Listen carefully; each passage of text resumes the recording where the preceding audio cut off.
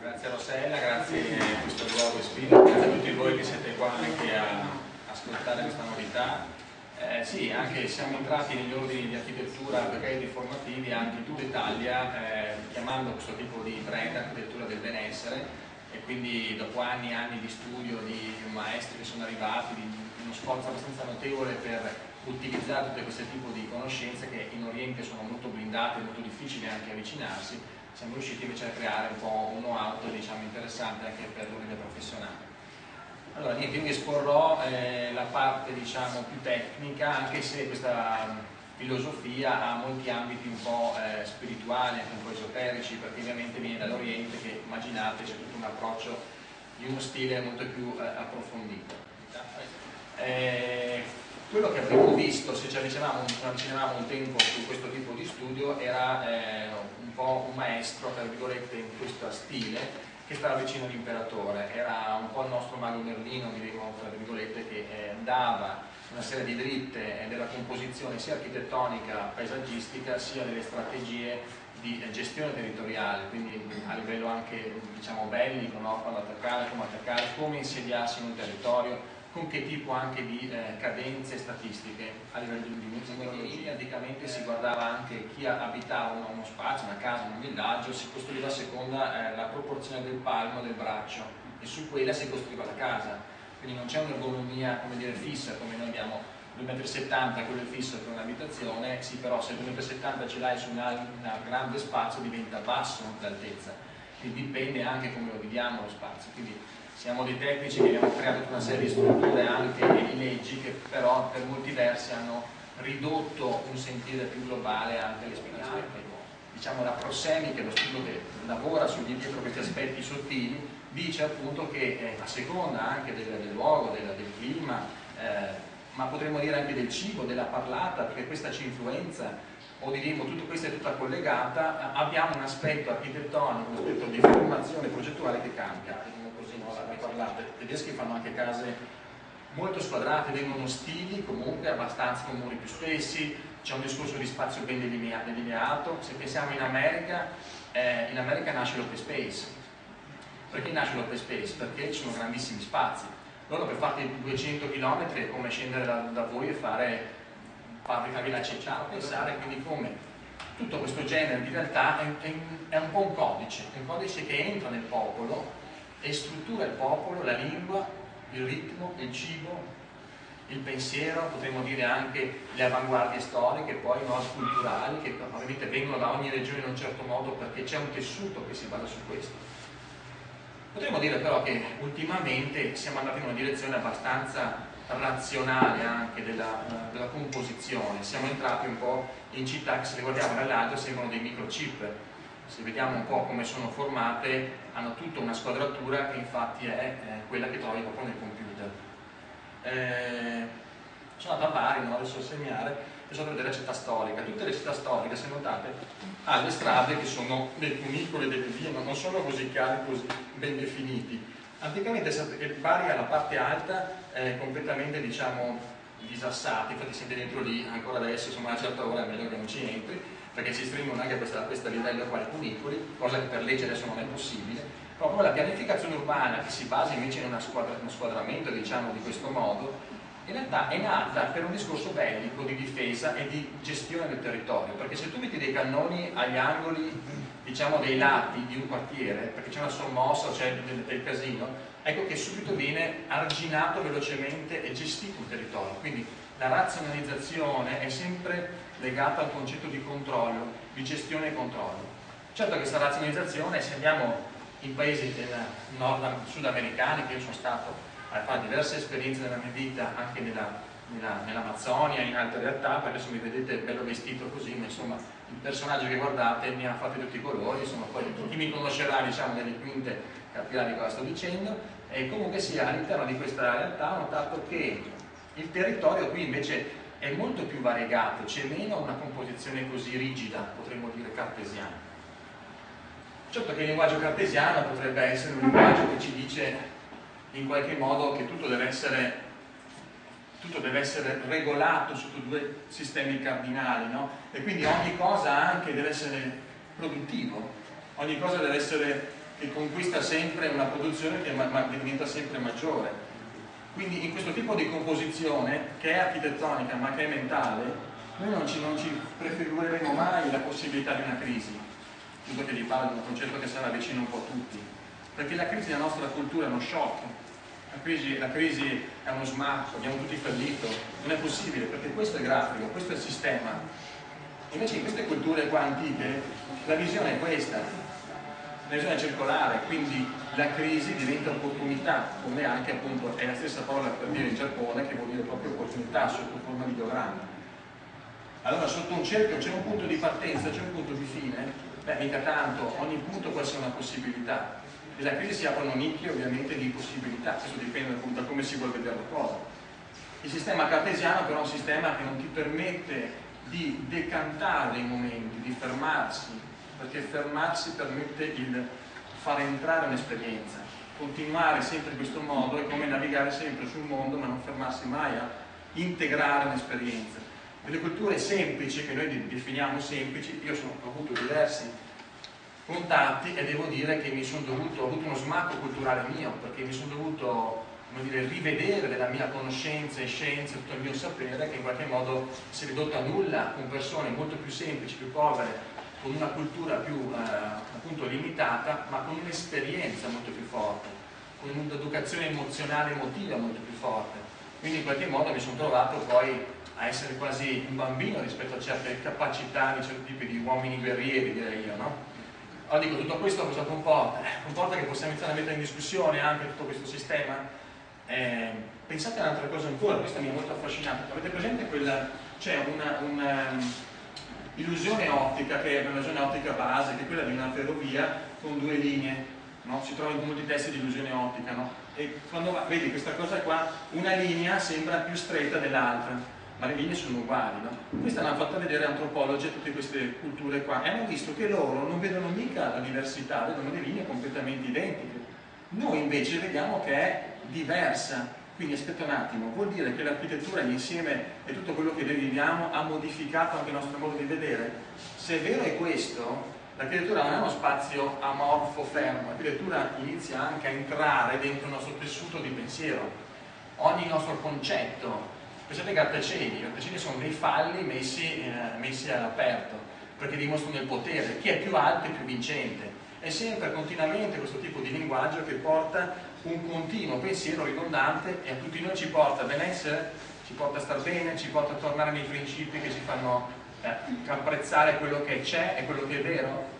Vediamo qui infatti che i cinesi, anche per costruire diciamo, situazioni di difesa come la muraglia cinese, parliamo già del 215 a.C., se andate su Google Earth a cercare la muraglia cinese noterete che lei è tutta messa all'interno dei crinali delle montagne o nella sommità dei crinali.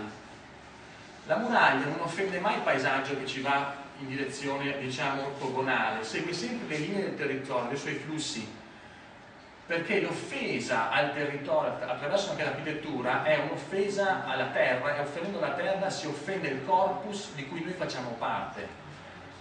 Lo so che è un concetto difficile perché noi ci sentiamo sempre tutti molto separati da tutto, ma più ci avviciniamo a un'evoluzione interiore, più ti renderai conto che il tuo dito non è serbato dalla tua mano e il tuo collega non è serbato da un intento comune. E questo però è qualcosa che viene con una certa, potremmo dire, riduzione, diciamo così, della parte egoica, della parte del mio, del possesso, no? Questo avviene se fate diverse esperienze, lentamente aprite queste briglie di possesso e si apre un mondo dove tutto inizia a leggerlo come un'interazione. Però l'architettura è affascinante il fatto che questa cosa qua diventa elemento di rispetto, diciamo, del paesaggio. Viene a dire come se qualcuno va a mangiare il sushi deve essere il coltello molto affilato, ma chi fa il sushi deve seguire la linea del pesce, e il sapore migliora. Se gli piace la picanha brasiliana deve seguire la linea, diremo così, del muscolo e non offendere il muscolo e il sapore migliora. Allora ci ricorda anche Leonardo da Vinci o anche grandi Michelangelo, che quando scolpiva, diciamo così, una statua dentro una roccia diceva: io vedo già vedo già cosa devo seguire. Questo concetto qua artigianale dovremmo recuperarlo, cioè il vedere già che cosa i segni e i sintomi di un territorio ti spiegano è la base per un'architettura, diremo che è un aspetto quasi da un demiurgo, un'architettura che rispetta un flusso di continuità delle forze di fondo. Noi ci mettiamo sempre in contrapposizione con un territorio che è bonificato. Sei sicuro che quell'energia che gli antichi non toccavano di una palude è così sana per edificare oggi? Quando c'è un macello e tu fai un ex macello e ci fai degli appartamenti, sei sicuro che la sofferenza di quegli animali che hanno vissuto in quello spazio lì non influenzi in qualche modo anche chi ci vive? E andiamo avanti così, cioè noi siamo, come dire, entriamo completamente distaccati da quello che è il contesto esterno, lavoriamo a bidimensionale, non entriamo mai con la pancia a sentire quello che è la condizione, diciamo così, esterna, e questo è solo parziale, cioè non è possibile diagnosticare una condizione o a progettare anche un modo, diciamo così, sensibile anche in realtà. Però ripeto, la condizione è una condizione che troviamo in diverse architetture, cioè non dobbiamo limitarsi solo a uno spazio orientale. Prendo per esempio Chartres, che io ho studiato diversi concetti anche massonici, insomma ho avuto diversi contatti da questo punto di vista, e ho notato che molte architetture ecclesiali, soprattutto perché noi il nostro potere dove lo troviamo? Politica, ecclesia, cioè da qua, e la stessa cosa dall'altra parte. E troviamo che Chartres ha una componente interessante, è costruita anticamente su una fonte d'acqua. Tutte le fonti d'acqua hanno un potere, diremo così, perché dal nulla esce dell'acqua e lì c'è un campo, diremo così, magnetico particolare. Chartres e gli architetti di Chartres, che erano appunto questi massoni templari, hanno diviso questa fonte in 14 canalini, in fiumi, e nell'abside, in questo punto, c'è un fiume sotterraneo di 37 metri che passa, di cui hanno fatto questo tipo di costruzione. Questa raggiera di acque crea comunque un campo radiante. Pensate che la navata dell'altezza della chiesa è 37 metri di altezza, 37 metri della profondità del fiume, 37 metri di altezza. Ci fa iniziare a pensare che qualcosa mi torna su un concetto di attenzione sul luogo e cercare, mettiamola così, di creare un'architettura che sia quasi un oscillatore, sia quasi qualcosa che si mette in risonanza col luogo. Ovviamente se Chartres è in un punto sopraelevato poi rispecchia, vedete questa stella qua, queste sono le stelle massoniche che venivano usate da diversi appunto famosi come dire carpentieri, chiamiamola così, per la costruzione anche dell'impianto, quindi è su base, diremo mandalica, è su base geometrica sacra, non è che uno costruisce una geometria a caso, c'è sotto una struttura sacra. E perché dovrebbe una struttura sacra avere più influenza di altre influenze? Perché la natura ha una geometria in se stesso, la natura ha un numero, noi siamo un numero e queste nature rispettano degli ordini di equilibrio. Se noi ricreiamo questi ordini, creiamo una specie di rissoglioso che è Fibonacci, un matematico, ha visto come dentro anche a diverse proporzioni naturali ci sono una serie di numerologie che si rappresentano. Una di queste è la sezione aurea o il numero A o il numero Φ, che se guardate la piramide di Cheope è già inserita dentro il numero Φ. 1,618 è una proporzione che c'è, diciamo, di fondo, che riprende quella che è la geometria anche dell'evoluzione di piante, di tanti concetti di natura. Quindi potremmo dire quasi quasi l'architettura naturale ha delle proporzioni di fondo che si ripetono. Ebbene sì, il grande architetto organico ha fatto noi con un certo tipo di stile, di proporzione, che può essere risentito, rivisto, rivisitato e riproposto. Troviamo anche architetti qua nel nord Italia come Vignola che usa l'uso delle acque, questo è un altro concetto ancora interessante, con forme dove l'acqua si muove a lemniscata che crea delle forme a 8 e fa, come dire, aumentare la ionizzazione anche dell'acqua, perché l'acqua è uno di quei fattori che crea molta vita in un territorio e anche dà potere a uno spazio. Chiedete perché tutte le regge, diciamo così, dei grandi imperatori, sultani hanno sempre un bacino d'acqua, hanno sempre fontane, ma anche le banche, i posti anche importanti hanno sempre un bacino di acqua. È uno stile? È solo un discorso stilistico? È un discorso energetico? Su questi antichi studi è prettamente energetico avere dell'acqua che in qualche modo catalizza o migliora anche, si chiama Qi, cioè energia, dicono i cinesi, dell'uomo. Anche quando studio architettura, anche il Palladio, mi affascinò il fatto che le proporzioni che lui proponeva erano legate a proporzioni musicali, lui diceva, quindi creava gli spazi secondo una serie di cadenze musicali, ritmiche. Ancora una volta, se io creo proporzioni ritmiche, questo è come È come un organismo, noi siamo fatti di proporzioni ritmiche. Se io potessi dirvi, noi siamo prima ancora che corpo, siamo suono, e prima ancora che suono siamo luce. Questo prendetela così, ognuno faccia i suoi appunti su questo, comunque è così.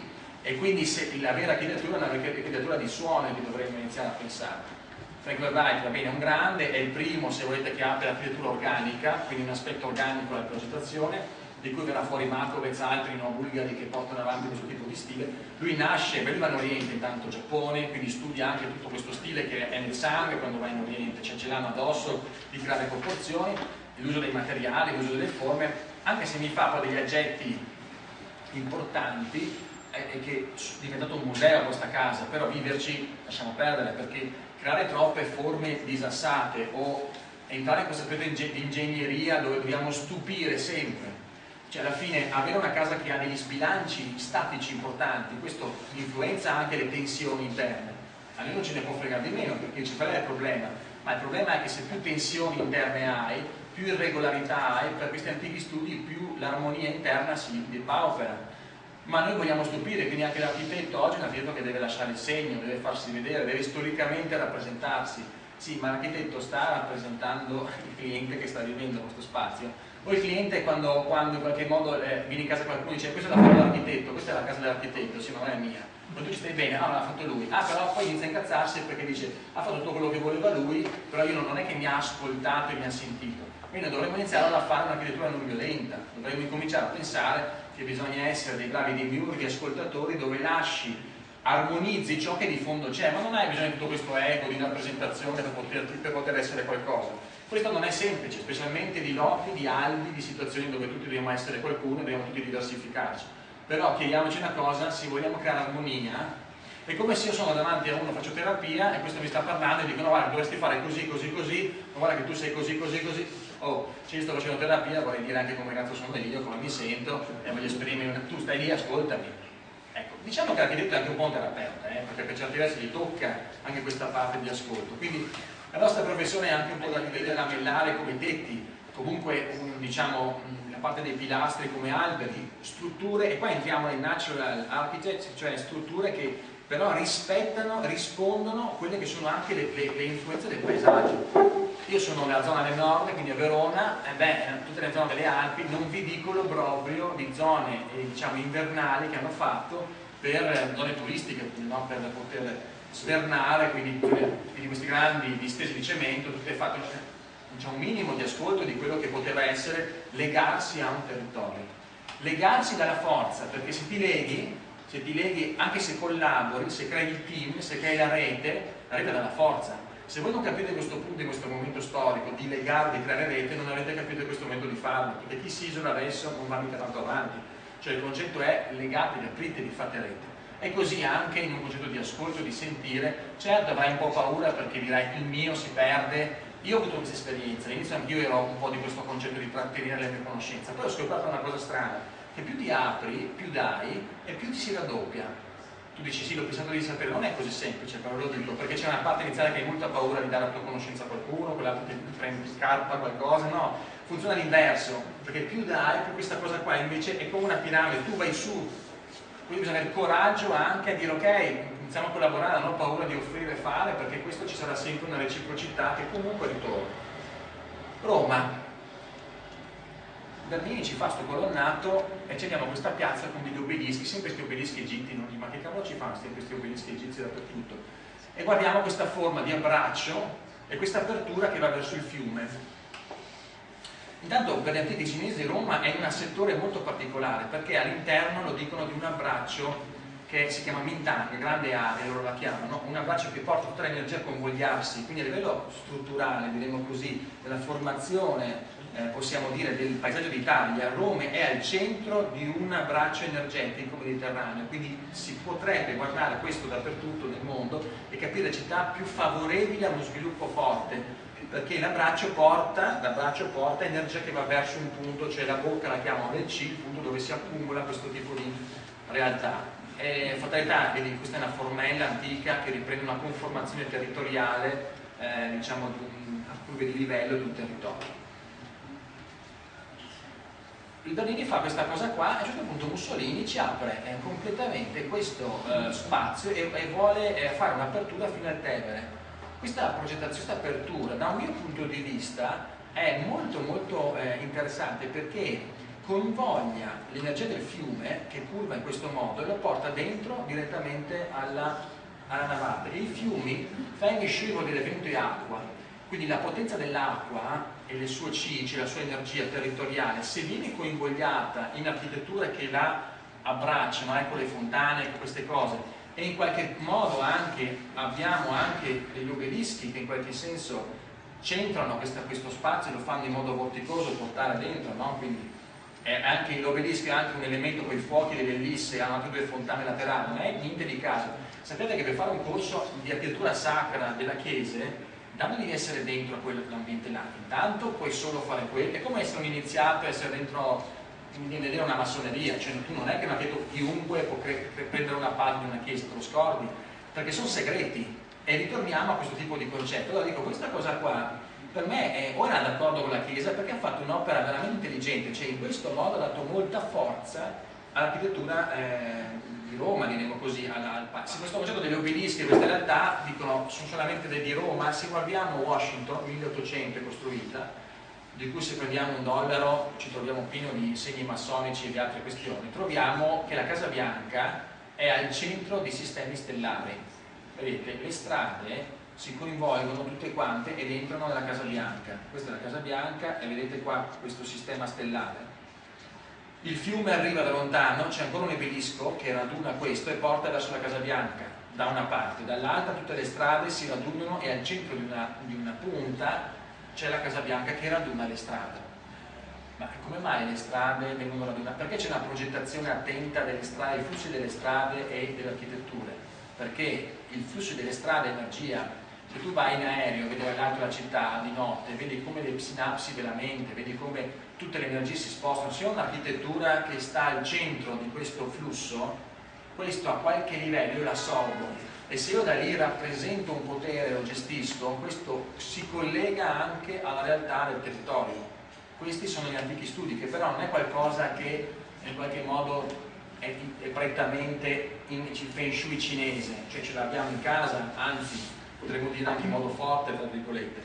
Sono andato a Singapore, ho fatto un giro lì e vado a vedere questo posto che è un centro, belli centri commerciali, di tutti che questi discorsi qua ne parlo in Italia, vi sembrano la prima volta che li sentite. Se vai all'estero pagano 10.000 euro ogni consulenza su queste cose qua, quindi vi dico è all'ordine del giorno. Dubai è tutta costruita su questi concetti qui, non c'è qualcuno che non ne ha corrente, cioè perché ha soldi ne ha corrente, però diciamo così, noi siamo, come dire, o forse è arrivato questo concetto a noi in Italia, perché io sono dei pochi anche che per fortuna il nostro programma in una qualità un po' più sostenuta, ci è arrivato un po' come quelle cose da superstizione, metti due specchietti, metti la ranetta, fai un certo discorso, ma in realtà no, questa è gestione di un'economia e di una potenza.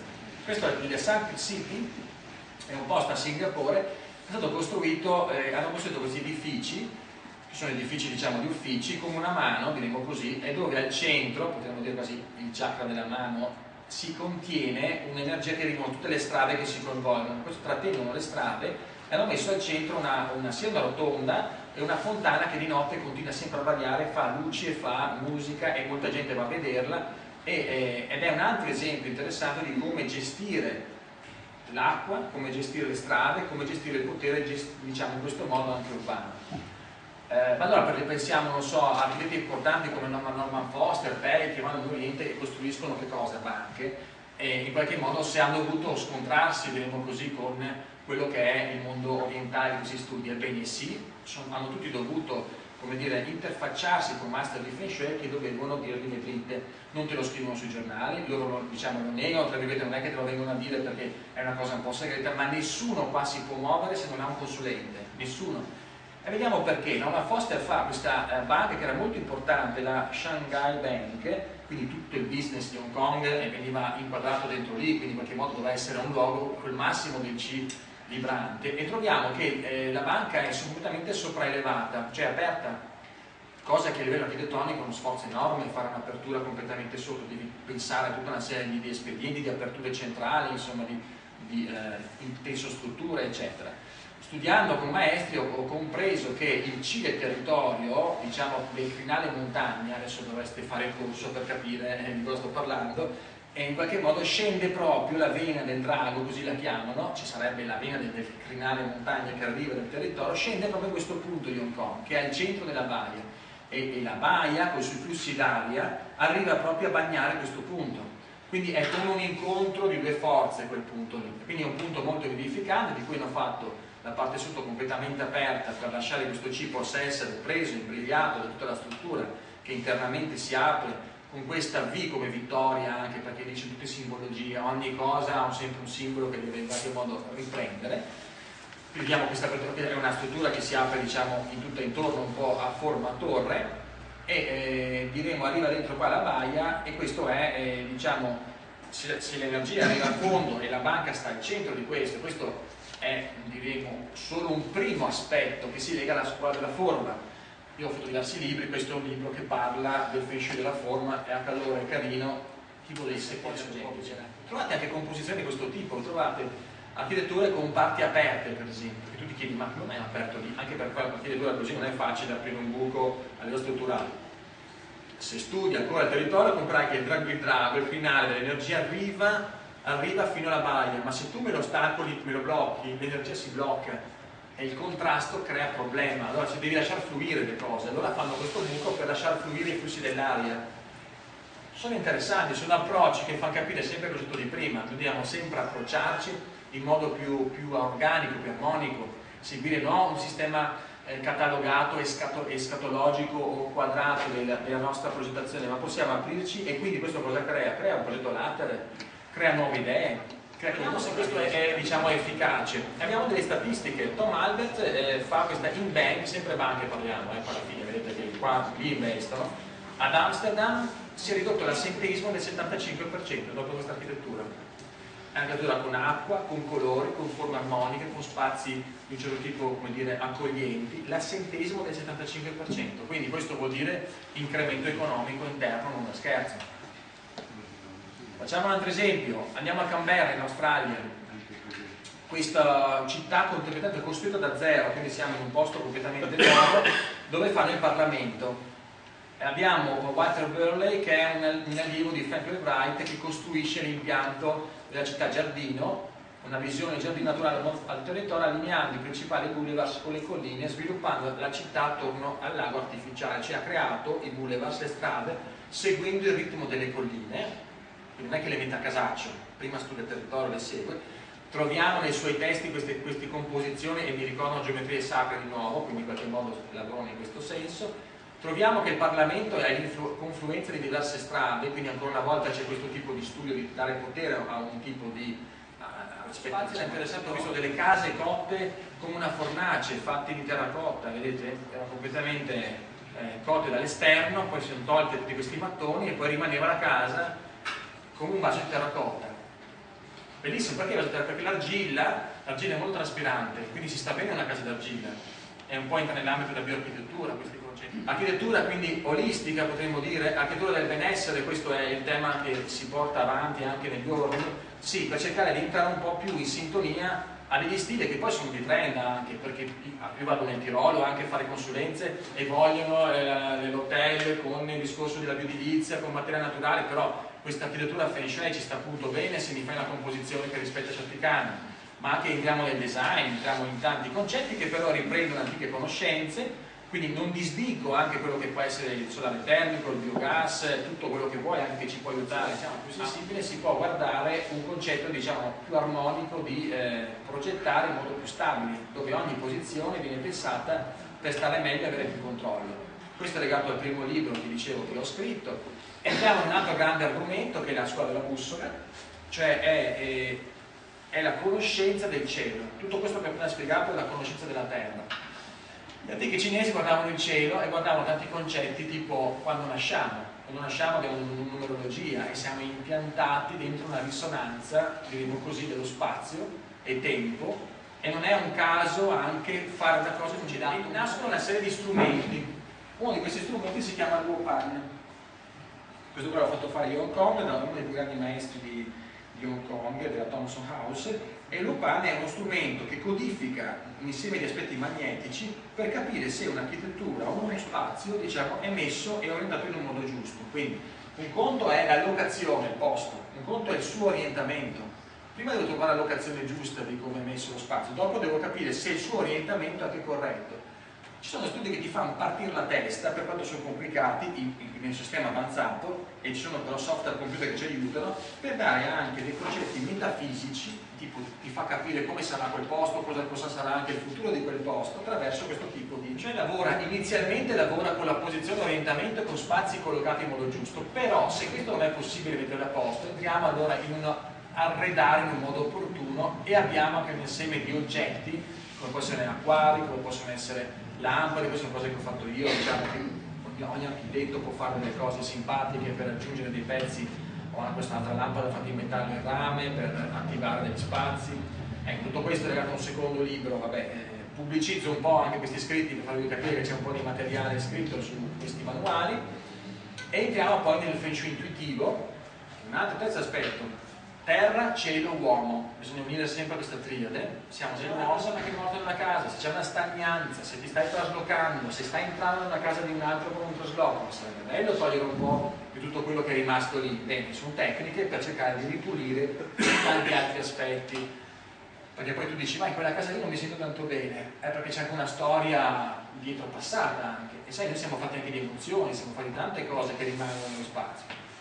Io porto avanti anche un altro percorso ancora che si chiama Feng Shui interiore, è una struttura caratteriale particolare, ognuno di noi veste lo spazio a seconda del suo carattere, la sua formazione fisica anche, e questo può essere letto come una forma quasi terapeutica, perdonatemi il termine, e quindi capire che se io cambio lo spazio posso cambiare anche dei contenuti miei.